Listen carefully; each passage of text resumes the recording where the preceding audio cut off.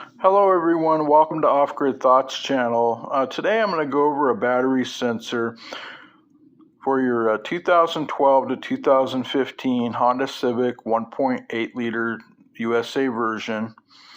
And specifically what I want to touch on is the connector that goes to your wiring harness, this connector right here.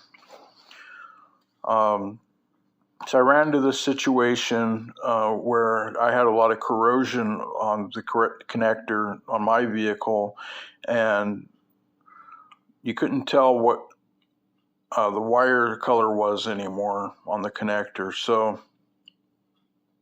I obtained this original battery sensor at a wrecking yard, and the colors are exactly the same colors as what's on my vehicle's wiring harness. So I'm going to go ahead and show you what that looks like, the colors.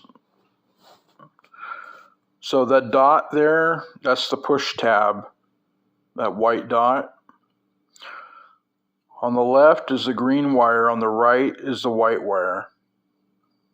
So if you replace your connector, your new connector might not have the same colors. So by seeing this, maybe that's going to help you connect it properly. So that was the purpose of this video. All right, everyone. Thanks for watching. Take care.